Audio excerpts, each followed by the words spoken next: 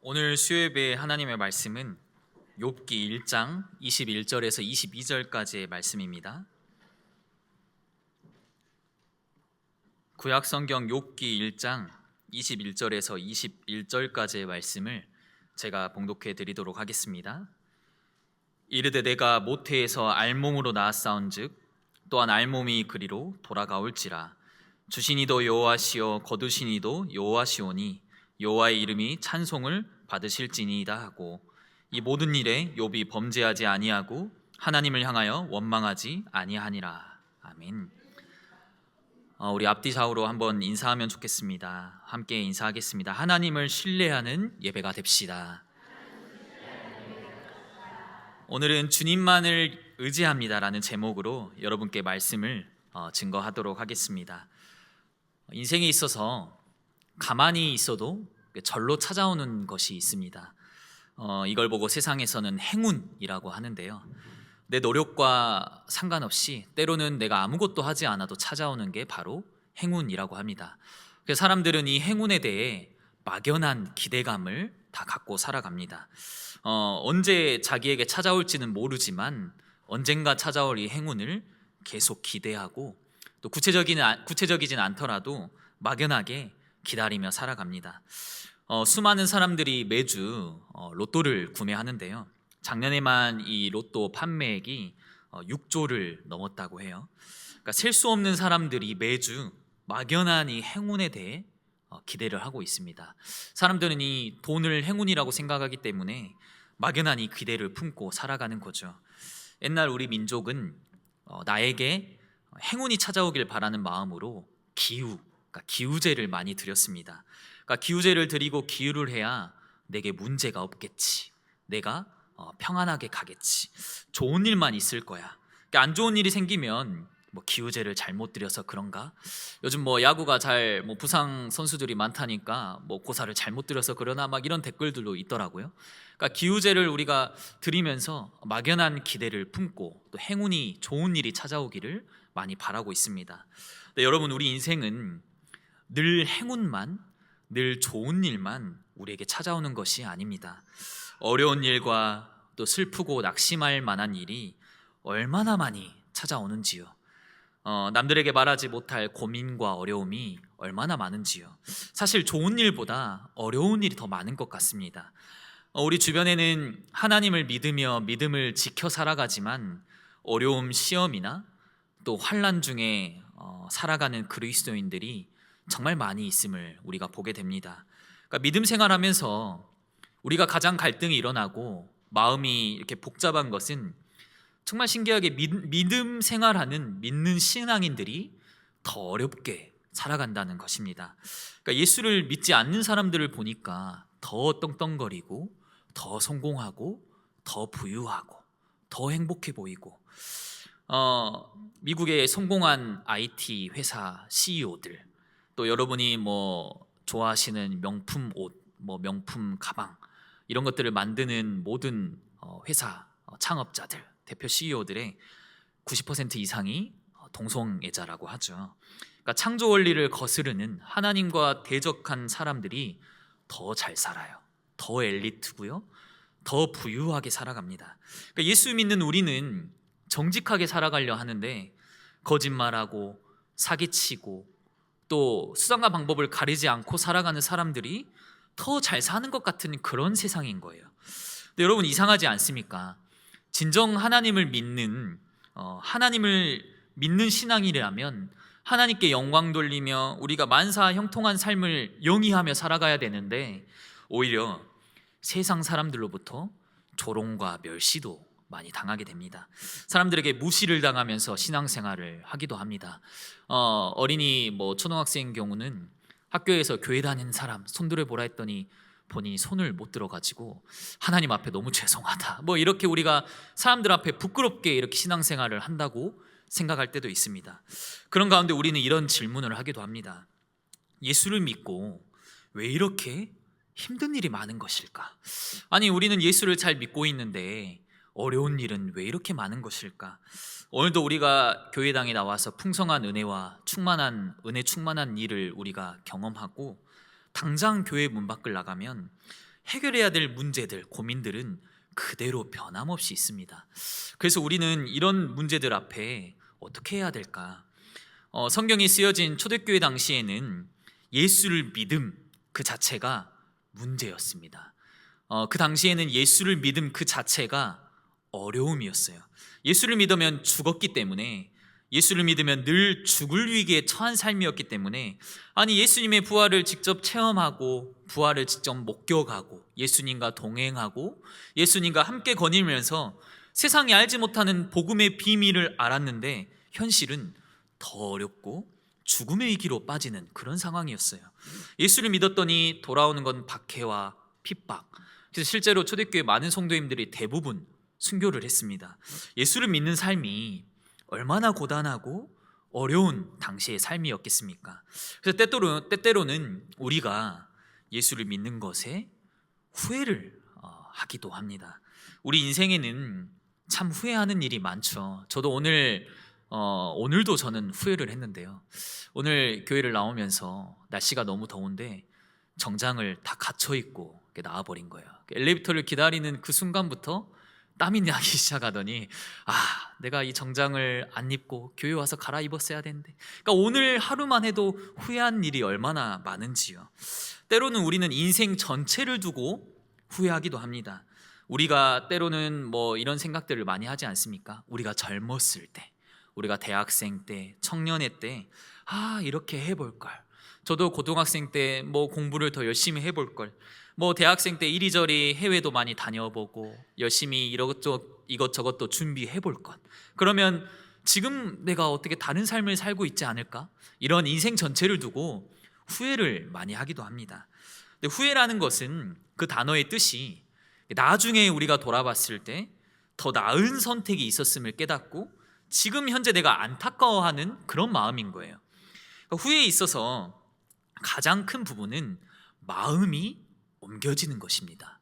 이쪽에서 저쪽으로, 여기서 저기로 옮겨지는 것이 후회예요. 한 사람이 대통령이 되었습니다.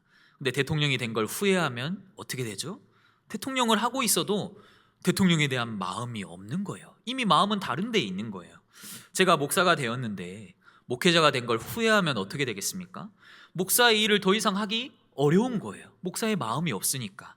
그러니까 마음이 옮겨지는 걸 후회라고 합니다. 여러분, 근데 이 후회하기 시작하면 마음이 옮겨지는데요, 그러면 때론 우리 인생에 어려운 일과 또 힘든 일과 낙심할 만한 일과 고난들이 찾아오면 내가 그냥 예수를 안 믿었으면 어땠을까? 그냥 예수를 안 믿고 살아간다면 어땠을까? 이런 생각이 우리 안에 때론 들기도 합니다. 제가 어릴 때는 7, 8살 때는 예수를 믿는 게 너무 후회가 되고 너무 싫은 거예요. 그 이유는 저는 아침에 자고 싶은데 주일 아침마다 일찍 깨워가지고 교회 가는 게 너무 힘든 겁니다. 9시 예배면은 7시부터 깨워가지고 8시에 이 교회를 보내는데 이 삶이 너무 힘든 거예요. 그때 일어나서 내가 예수를 안 믿었더라면 어떻게 살아갈까? 그때 당시 기도수첩이 이렇게 발간되기 시작하면서 아버지가 매일 아침마다 눈이 오나 비가 오나 태풍이 부나 천재지변이 일어나든 상관없이 매일 아침 6시 반에 새벽에 깨워가지고 이 가정 예배를 드리는데, 그때요 이 어린 마음에 내가 예수를 안 믿었더라면, 내가 이 교회를 안 다녔더라면, 내가 하나님을 몰랐더라면 이런 거 안 해도 되지 않을까, 그런 후회함도 들긴 했습니다. 근데 우리가요 인생 전체를 들고 늘 우리에게 좋은 일만 있고 또 축하받을 일만 있는 것이 아니기 때문에, 우리 인생은 마냥 행복한 일만 가득한 것이 아니기 때문에 힘들고 어려운 일이 찾아오면 마음이 요동치는 거예요. 우리는 좋은 일이 가득할 때는 마음이 요동치지 않습니다. 근데 우리에게 안 좋은 일과 어려운 일이 다가오면 우리 믿음이 흔들리기도 하는 거예요. 그래서 우리가 예수를 믿는 것, 내가 지금 신앙생활 하는 것, 내가 지금 섬기는 교회, 이 교회에 대한 많은 생각들을 하게 됩니다. 마음이 막 요동치기도 합니다. 성경의 어려움에 또 고난의 극치를 당한 사람을 떠올리면 욥이란 사람을 우리가 떠올릴 수 있습니다. 욥은 아주 유명한 믿음의 사람이었습니다. 하나님이 인정하시는 믿음의 사람이었어요. 그래서 사단이 하나님께 질문을 합니다. 하나님, 욥의 저 믿음은 진짜가 아닐 수도 있으니 한번 테스트를 해봅시다. 욥에게 시험을 줘서 욥의 믿음이 진짜인지 가짜인지 테스트를 한번 해봅시다. 그때 어떤 일이 일어나죠? 하나님이 허락을 하십니다. 여러분, 우리가 욥의 인생을 통해 먼저 서론적으로 알아야 될 것은 모든 어려움과 낙심할 만한 일은 하나님의 손 안에 있다는 것. 사단의 공격도 하나님의 주권 안에 있었고 하나님의 영역 안에서, 하나님의 허락 안에서 우리에게 모든 것이 주어진다는 겁니다. 사단이 공격할 때 하나님의 허락을 구하면서 공격하는 그 장면을 보면서 우리가 당한 이 어려움과 고난은 이유가 있는 고난이구나. 그 당시 욥은 굉장히 재산이 많고 부유하고 자녀들이 굉장히 많았습니다. 사회적인 지위와 명예도 굉장히 높은 사람이었어요. 근데 어느 날 다른 민족이 쳐들어와서 욥의 모든 재산을 불살르고 또 다른 한 민족이 쳐들어와서 모든 욥의 가축들을 다 죽여버린 겁니다. 여러분, 만약에 여러분 통장에 많은 돈이 있다가 순식간에 영원히 이렇게 제로의 금액이 딱 되었다고 생각을 해보세요. 정말 상상하기도 싫은 일이지요. 저도 이제 부부끼리 합의해서 이제 용돈을 나눠 쓰는데요. 용돈 액수가 그렇게 크지 않다 보니까 액수가 점점 줄어들면 이렇게 사람 마음이 많이 복잡합니다. 아직 5일, 아직 10일이 남았는데 이걸 어떻게 해결해야 될까 막 이런 생각이 드는데, 성경에는 이 욥을 동방에서 가장 으뜸 가는 부자라고 표현을 합니다. 욥이 지금 재산을 잃어버렸는데 그냥 재산이 아닌 당대 최고 가는 부자였기 때문에 욥에게는 양이 7,000마리가 있었죠. 낙타가 3,000마리나 있었죠. 소가 500쌍, 암나귀가 500마리나 있던, 여러분 지금 욥의 당시는 지금처럼 이 축산 기술이 발달한 그런 시대가 아니었습니다. 그 당시 가축 10,000마리 정도가 있다는 건요, 이를 관리하는 종들, 관리하는 일꾼들, 직원들, 어마어마한 토지들, 이게 지금으로 따지면 굉장한 부자였던 거예요. 수많은 가축 중에 낙타 한 마리만 현재 시세로 계산을 해도 200억에서 300억 정도라고 하니, 다른 가축들과 종들과 토지들을 포함하면 어마어마한 부자였습니다. 그래서 동방에서 가장 으뜸가는 부자인데 그런 사람의 재산이 한순간에 사라져 버린 거예요. 그 사람의 재산이 한순간에 없어져 버린 거예요. 여러분, 우리라면 어떻겠습니까? 우리에게 수많은 재산이 있었는데 그 재산이 한순간에 사라지면 도무지 우리는 믿음이며 신앙이며 하나님이며 떠오르지 않을 만한 그런 상황이죠. 근데 이 욥에게 재산만 사라진 게 아니라 갑자기 하인이 울면서 또 오는 겁니다. 이번에는 무슨 일이냐? 너가 왜 울고 있냐? 집에 있는 광풍이 집에 불이 닥쳐서 집에 네 모퉁이를 쳐서 집이 무너졌습니다. 그래서 자녀들이 죽게 되었습니다. 욥이 대답하죠. 누가 죽었느냐? 남자 7명, 여자 3명, 총 10명의 모든 자녀들이 한 번에 죽게 되었습니다. 여러분, 세상에서 가장 큰 슬픔은 자녀를 잃은 슬픔이라고 합니다. 어느 정도냐면 자녀를 잃어버리면 몸에 심각한 데미지를 줘서 큰 질병이 하나 찾아올 정도로 엄청난 슬픔이 찾아온다 해요. 하고 있는 직장도 내려놓고 삶의 의미도 부정하게 되고, 그 정도로 슬픈 일인데 10명의 자녀를 동시에 잃어버린 상황. 얼마 전에도 멀지 않는 이 무안국제공항에 안타까운 사고가 있었죠. 지금 이 무안국제공항에 보면 공항 안에 유가족들이 텐트를 치고 거기서 자고 있습니다. 그 이유는 어떤 한 부모는 자녀 3명을 동시에 비행기에서 잃어버린 거예요. 그러니까 이 부모는 일상생활이 도무지 안 되는 겁니다. 그래서 공항 안에서 텐트를 치고 수개월째 지금까지 은둔 생활을 하면서 아직도 자녀를 잃은 걸 부정하고 있어요. 그만큼 이게 엄청난 몸에 데미지를 주는데, 마찬가지로 욥에게 견딜 수 없는 이 어려움이 순식간에 찾아온 겁니다. 근데 여기서 그치지 않고 몸의 질병도 찾아왔어요. 성경에는 머리부터 발바닥까지, 그러니까 신체의 한 군데도 빠짐없이 이 악성 종기가 욥에게 일어납니다. 이게 얼마나 고통스럽냐면 질그릇, 이 질그릇으로 자기 몸을 긁는데, 긁으면 질그릇이니까 몸에 피가 나지 않습니까? 근데 피가 흐르는데도 몸이 너무 괴로워서 계속 질그릇으로 긁을 수밖에 없는, 이 종교는 앞으로 좋아질 거라는 희망도 없는 그런 질병이었어요. 이 질병이 갑자기 자기에게 찾아오는. 근데 여기서 그치지 않고 아내가 욥을 비난하고 조롱하고 배신을 하게 돼요. 믿었던 친구들도 너가 잘못해서, 너가 죄를 지어서, 너가 깨끗하지 못해서 지금 이런 일이 닥쳐오는 거야, 비난하고 조롱합니다. 여러분, 사람이 아무리 힘들어도 주변 사람이 있으면, 내 옆에 한 사람이라도 있으면 버틸 수 있는 힘이 생긴다고 해요. 자살하려는 사람도 한 사람이라도 연락이 되고 한 사람이라도 대화할 수 있는 창구가 있으면 절대 죽지 않는다고 합니다. 그만큼 옆 사람이 중요한데, 욥에게는 단 한 사람도 아무도 없는 그런 상황, 도무지 이러지도 저러지도 못하는 그런 상황 가운데 하나님을 믿는 것에 후회할 것밖에 없는 그런 상황이었어요. 그때 여러분, 욥이 잃지 않았던 것은 바로 믿음의 고백이었습니다. 첫 번째로 우리가 붙잡아야 될 것은, 어려운 일이 내게 찾아올 때 후회의 자리가 아닌 믿음의 자리로 우리가 나아가야 됩니다. 때론 우리에게 여러분, 어려운 일이 찾아올 수도 있습니다. 슬픈 일이 옵니다. 늘 우리에게 좋은 일만 있는 건 아닙니다.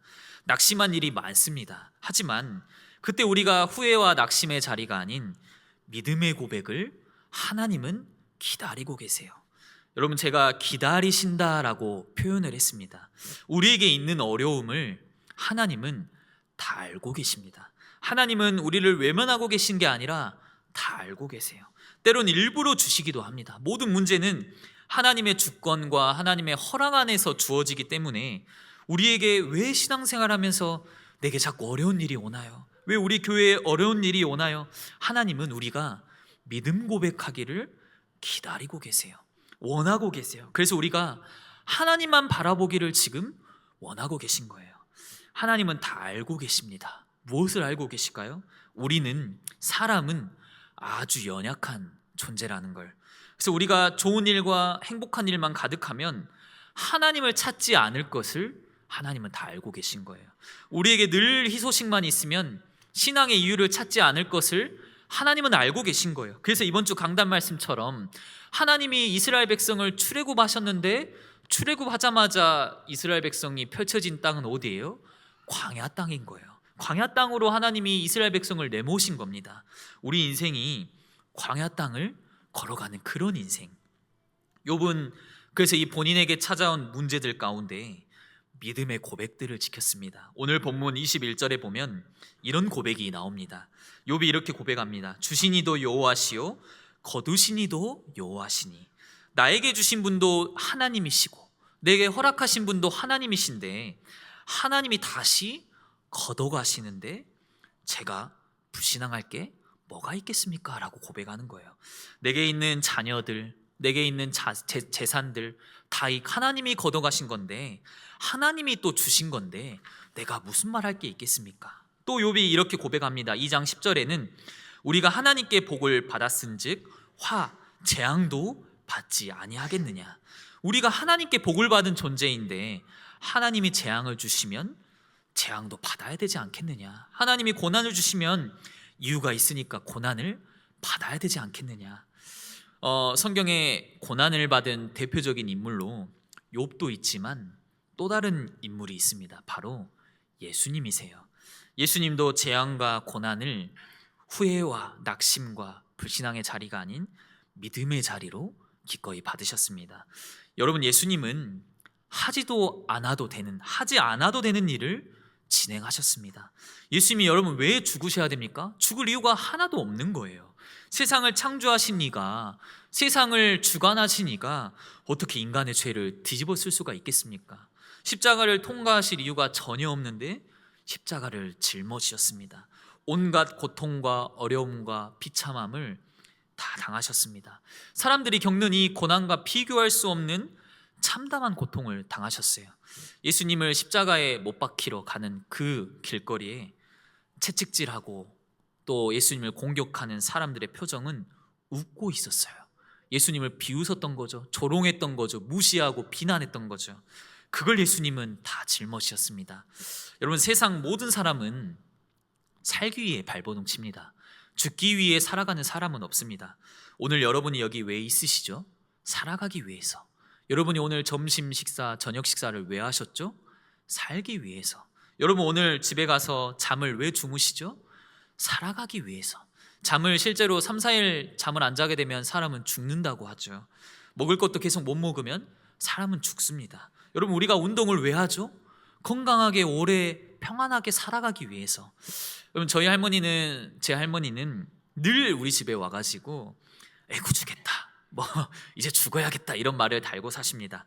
이제 그만 살아야겠다, 뭐 너네 괴롭힌 거 힘드니까 이제 내가 뭐 이제 떠나야겠다 라고 하는데, 그런 분이 건강한 거 있으면 제일 잘 챙겨 드시고, 또 운동 매일 하시고, 집에 가면 영양제와 약들이 얼마나 쌓여 있는지요. 막 피부 관리도 하시고요. 막 이런 일들을 보면서 모든 사람은 살기 위해 살아가는구나. 모든 사람은 건강하게 살고 싶어 하는구나. 여러분, 근데 죽기 위해, 고난을 당하기 위해 이 땅에 오신 예수님, 도무지 우리의 생각으로는 판단할 수 없는 그 예수님의 사역. 예수님은 후회와 불신앙의 자리가 아닌 늘 믿음의 자리에 있었습니다. 주님이 원하시면 원하신 대로 행하십시오. 욥과 예수님처럼 정말 우리가 믿음의 고백의 자리로 나아가는 우리 모든 성도님들 되시길 바랍니다. 그리고 두 번째로는 우리가 어려움에 대해 붙잡을 것은 바로 하나님을 신뢰하는 것입니다. 여러분, 신뢰한다는 말은 굳게 믿다라는 뜻이 담겨 있어요. 우리가 하나님을 굳게 믿고 온전히 맡기는 거예요. 근데 우리는요, 신뢰한다 했을 때 이유가 없으면 신뢰하지 않아요. 제가 예를 들어 여기 계신 앞에 있는 권사님을 뭐 어떤 이유가 있어야 신뢰하잖아요. 그냥 무작정 신뢰할 수는 없잖아요. 우리가 하나님을 신뢰할 수 있는 이유는 바로 하나님의 성품 때문이에요. 여러분, 서론에 우리가 후회한다라고 했는데, 사람은 늘 후회한다라고 했는데, 하나님도 과연 후회하실까요? 여러분, 하나님도 변심하실까요? 하나님도 아쉬운 것이 있으실까요? 우리가 한번 질문해 볼 필요가 있습니다. 민수기 23장 19절에는 이렇게 말씀하고 있습니다. 하나님은 사람이 아니시니 거짓말을 하지 않으시고 인생이 아니시니 후회가 없으시도다. 어찌 그 말씀하신 바를 행하지 않으시며 하신 말씀을 실행하지 않으시랴. 여러분, 사람이란 존재는 늘 변덕스럽습니다. 사람은 예수를 믿는 것까지도 후회하기도 합니다. 사람은 오늘 한 말을 내일 뒤집기도 합니다. 우리는 약속을 지키지 못할 때가 얼마나 많은지요. 늘 만족을 못하며 살아갑니다. 이랬다가 저랬다가. 하지만 여러분, 하나님의 성품은 그렇지 않습니다. 하나님은 거짓말이 없으시고 후회하심도 없으시고 한 번 하신 약속을 어기지도 않으시며, 하나님은 본인이 하신 일, 지금 이 지구와의 역사를 이끌어 가심에도 후회하심 없이 정확하게 이끌어 가세요. 이것이 여러분 하나님의 성품이에요. 여러분, 우리가 믿고 의지하는 대상이 바로 신실하신 하나님이기 때문에 우리가 하나님을 신뢰할 수 있는 겁니다. 여러분, 우리가 믿는 사람이 이랬다 저랬다 하면 우리가 어떻게 맡기겠습니까? 그분께. 미국 대통령을 보니까 국가 지도자가 계속 말을 바꾸는 거야. 이랬다가 저랬다가, 관세를 한다 했다가 안 했다가, 이 정책을 한다 했다가 안 했다가. 그러니까 전 세계 사람들이 미국 대통령을 안 믿는 겁니다. 안 맡기는 거예요. 마찬가지로 우리가 믿는 대상이 이랬다가 저랬다가 하면 우리는 신뢰하지 못하겠죠.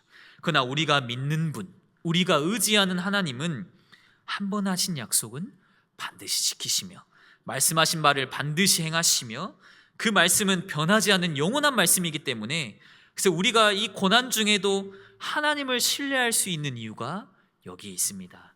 각자의 모양으로 어려움과 또 낙심할 만한 일을 감당하는 우리 성도님들께 변함이 없으신, 또 말씀대로 행하시는 신실하신 하나님을 믿고 의지하는 그런 시간이 되시길 바랍니다. 그래서 욥이 오늘 본문을 통해 고백하는 것은 1장 22절에 이 모든 일에 욥이 범죄하지 아니하고 하나님을 향하여 원망하지 아니하리라. 욥은요, 하나님을 원망하지 않았습니다. 욥은 자신에게 온 많은 어려움과 힘든 일이 있었지만 자신의 입을 더럽히지도 않았어요. 많은 불신앙의 내용들이 얼마나 많습니까? 나 입술의 고백으로도 표현하지도 않았습니다. 하나님을 신뢰하고 믿었기 때문에. 여러분, 마지막 세 번째로 우리가 붙잡아야 될 것은 고난 중에, 또 어려운 중에 우리가 바로 주님만을 의지하는 것, 이것을 우리가 붙잡고 나아가길 원합니다. 역사 속의 모든 사람은 항상 무언가를 의지했습니다. 사람은 늘 의지할 대상을 찾아요. 사람은 부족하고 연약하고 늘 아쉬운 부분이 존재하기 때문에, 사람은 완벽한 사람이 없기 때문에 누군가를 의지하고 의지할 대상을 찾아갑니다. 때로는 사람을 의지하기도 하고, 가족을 의지하기도 하고, 국가를 의지하기도 하고, 위인을 의지하기도 하고, 때로는 물건이나 돈을, 집을 의지하기도 하는 거예요. 사람은 불완전하기 때문에 늘 의지하면서 안정감을 찾아갑니다. 사람은 본인 스스로 만족을 주지 못하기 때문에 늘 의지할 대상을 찾아갑니다. 여러분, 옛날 우리 손조들은 그때 당시에는 집이 초가집이나 이런 한옥이었기 때문에 도둑들이 굉장히 침투하기가 쉬웠습니다. 그래서 늘 위협하는 사람들이 많았기 때문에 집 문을 잠그기 위해 이제 문고리에 막대기, 나무 막대기나 쇠 막대기를 항상 이렇게 꽂아놨습니다. 이 막대기를 의지하면서 이 집을 보호하는 거예요. 때로는 집에 긴 막대기를 놔두면서 도둑이나 외부의 침략에 대비하기도 했습니다. 그 막대기를 이제 공격 대상으로 삼는 거죠. 또 우리 신체 중에 다리가 불편하거나 나이가 들면서 다리에 힘이 없는 경우들이 종종 생깁니다. 그럼 그때 되면 우리가 뭘 의지하죠? 지팡이를 의지하죠. 지팡이 없이 우리는 연세가 들어서 걸어가기 힘든 상황이기 때문에 지팡이를 의지하며 걸어가는 거예요. 그래서 여러분, 시편 23편 4절에는 이렇게 고백합니다. 주께서 나와 함께 하심이라 주의 지팡이와 막대기가 나를 안위하시나이다. 여러분, 주의 막대기와 하나님의 지팡이가 우리 안에 우리를 보호하기 때문에 우리가 하나님을 전적으로 의지하는 거예요. 하나님의 지팡이를 의지하며 나아가는 겁니다. 그래서 시편 기자가 사망의 음침한 골짜기로 다닐지라도 해를 두려워하지 않는 이유는 주의 막대기와 지팡이가 나를 안위하기 때문에. 그래서 우리가 주님만 의지하고 하나님만 의지할 수 있는 이유가 여기에 있습니다. 여러분, 저도 최근에 남들에게 말하지 못할 많은 여러 고민들이 생겨서 잠을 못 드는 시간들이 굉장히 많았습니다. 이게 점점 고민들이 깊어지니까 몸에 안 좋은 영향, 몸에 안 좋은 반응들이 일어날 정도로 스스로 이제 저를 스트레스로 이렇게 묶어 가는 거예요. 저는 제 성격이 바로 분출하지 못하고 스스로 감추고 고민하고 스스로 감내하고, 나를 죽이는 일이 굉장히 많습니다. 그러다가 나중에 폭발해버리는 그런 일들이 많은데요. 제가 처음에 이제 신학교에 간다 했을 때 원로 목사님 댁에 찾아갔는데요. 그때 이제 원로 목사님께 인사를 드리러 찾아갔는데, 지금 이제 목사님 몸이 불편하셔서 말을 잘 못 하시니까 저를 보고서는 말을 하실 수는 없고 저한테 무슨 해주고 싶은 이야기가 있으셨던 것 같아요. 그래서 제 손을 이제 잡으시고는, 손을 꽉 잡으시고는 무슨 말을 해주시는 것 같더라고요. 근데 이 손을 잡으시면서 1분, 2분, 3분, 5분, 10분이 넘어가는데도 제 손을 놓지 않으시는 거예요. 그래서 그때 옆에 있던 이제 사모님이 이렇게 손을 뿌리치시고 말리시면서 그때 이제 손을 이렇게 그제서야 놔주시게 됐는데, 저는 아직도 그 기억이 너무 생생한데 저에게 무슨 말을 하신지는 아직도 잘 모르겠어요. 어떤 말을 해주신지는 잘 모르겠어요. 근데 요즘 저에게 그때 목사님이 해주셨던 말이 무엇이었을까? 제가 어떤 목회자가 되길 원하셨을까? 제 인생에 어떤 후배 목회자가 되길 원하셨을까? 광주대교회부터 자라온 이 아이가 한국 교회 앞에 어떤 사람이 되길 원하셨을까? 이게 너무 알고 싶은데 알 수가 없는 거예요. 그러면서 나는 지금 내 인생 잘 가고 있는 것일까? 지금 나는 정말 진실되이 가고 있는 것일까? 더불어 제 속에 미래에 대한, 또 앞으로에 대한 많은 고민과 이 두려움들이 찾아오면서 이게 한 번 고민에 잡히니까 스스로 이 발버둥을 치는데 해결이 잘 안 되는 거예요. 아내와도 대화하지만 풀리진 않고, 아내가 이 고민들을 어떻게 해줄 수 있는 건 아니잖아요. 그러니까 이리저리 저도 방법도 써보고 풀려고도 해보고 수단과 방법을 사용해 보는데 해결이 안 되더라고요. 그때 문득 교회에 가봐야겠다. 교회에서 답을 찾아야겠다. 교회에 나가서 기도해야지. 이런 생각이 들었습니다. 저 지금 계속 교회에 나와서 기도하고 있는데 요즘은 모기가 너무 많아가지고 너무 힘들지만, 그래서 계속 교회에 나와서 기도하고 있는데, 하지만 뭐 제 안에 방법이 없으니까 그냥 하나님을 만나러 오는 거예요. 하나님께 토로하고, 하나님 저한테 왜 그러십니까? 하나님 제 인생 왜 이런 고민과 어려움을 주십니까? 왜 하필 이런 시기에 주십니까? 근데 이렇게 기도를 하는데 안 변하는 거예요. 고민과 문제는 그대로 있는 겁니다. 문제는 제 안에 이 저를 갉아먹는 문제는 계속 있고, 뭐 한 달, 두 달, 세 달, 네 달 변하지 않고 계속 있는 거예요. 근데 어느 날 기도하는데 하나님이 이런 마음을 주시더라고요. 성준아, 근데 이제서야 너가 나를 의지하는 것 같아. 이제서야 너가 뭐 이제까지는 너가 그냥 너 힘으로 해보려고 했지, 이제서야 너가 의지해보려고 하는 것 같아. 그러나 아직 더 찾아와야 돼. 아직 더 기도해야 돼. 아직 더 간절해야 돼. 이런 마음을 주시는 거예요. 그때 드는 생각이, 하나님은 지금 내 문제와 어려움에 대한 해결, 그거에 시선이 맞춰진 게 아니라, 하나님은 지금 내가 하나님을 의지하길 원하시는구나. 지금 내가 하나님을 바라보길 원하시는구나. 지금 내가 내 것을 다 내려놓고 하나님께 항복하고 하나님만 의지하길 원하시는구나. 이 음성이 내 안에 들려왔습니다. 여러분, 말씀을 마치고 우리가 함께 부를 찬송가 534장은 미국 감리교회에 있던 한 전도사님이 자기 간증을 신문에 올리면서 그 신문의 내용을 무디 목사님이 보고 내용이 너무 좋아서 찬송가로 만들게 된 그런 찬송가인데요, 543장 찬송가에는 이런 가사가 있습니다. 어려운 일을 당할 때 나의 믿음이 적으나 의지하는 내 주를 더욱 의지합니다. 세월이 지나갈수록 의지할 것 뿐일세. 무슨 일을 당해도 예수 의지합니다. 여러분, 희한하게, 정말 희한하게요, 세월이 지나가면 지나갈수록 늘 평안이 더 찾아오는 게 아니라 더 큰 어려움이 찾아와요. 세월이 지나가면 지나갈수록 더 큰 문제가 찾아와요. 여러분, 그게 우리 신앙생활 같습니다. 강남 말씀처럼 우리의 인생은 광야길을 걸어가는 그런 인생이에요. 그때 우리가 세월이 지나가면 지나갈수록 의지할 것은 주님뿐일세. 무슨 일을 당해도 무슨 일을 만나도 예수 의지합니다.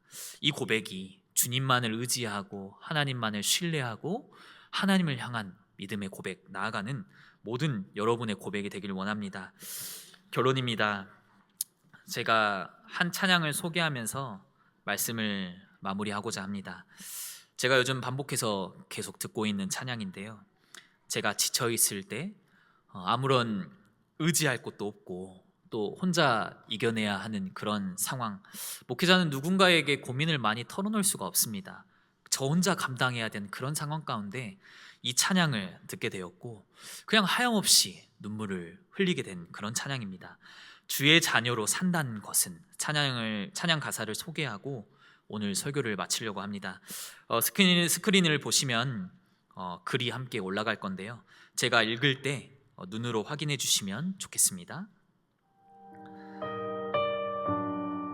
주의 자녀로 산다는 것은 불 가운데로 걸어가는 것, 그 속에서 신실하게 날 지키시는 그 손길을 경험하는 것. 주의 자녀로 산다는 것은 바다 위로 걸어가는 것, 내 온몸을 덮쳐오는 폭풍 속에서 잠잠히 주를 바라보는 것, 때론 불 가운데 휩싸일 때도, 폭풍 가운데 무너질 때도 주님 내 곁에 함께 하시네. 가장 가까이에 함께 하시네. 주의 자녀로 산다는 것은 나도 그들을 용납하는 것, 나를 위해 달리신 십자가 사랑, 그 사랑으로 살아가는 것. 주의 자녀로 산다는 것은 주님과 함께 동행하는 것, 주께서 지신 십자가 기꺼이 지고 주와 함께 걸어가는 것, 때론 불 가운데 휩싸일 때도, 폭풍 가운데 무너질 때도 주님 내 곁에 함께 하시네. 가장 가까이에 함께 하시네. 가장 가까이에 함께 하시네. 여러분 인생에 문제와 어려움이 오신 분 있으십니까? 또 이런저런 갈등이 있으십니까? 혹시 미래가 두려운 어두운 광야길을 걸어가는 성도님들이 계십니까?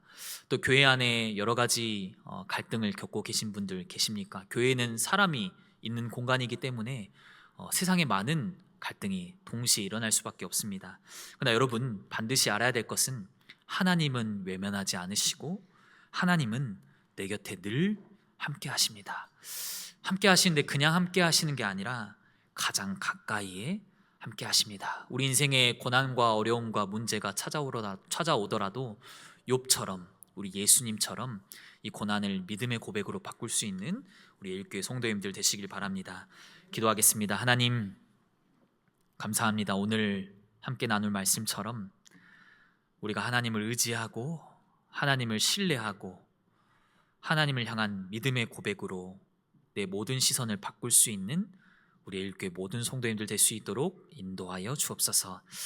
한 해 우리 인생에 늘 좋은 일만 또 행복한 일만 가득하면 좋겠지만 우리 인생 가운데 어려움도 또 문제도 힘든 일도 찾아옴을, 그러나 이 모든 일은 하나님의 영역 안에 하나님의 주권 안에 있음을 우리가 인정하며 고백하며 나아갑니다.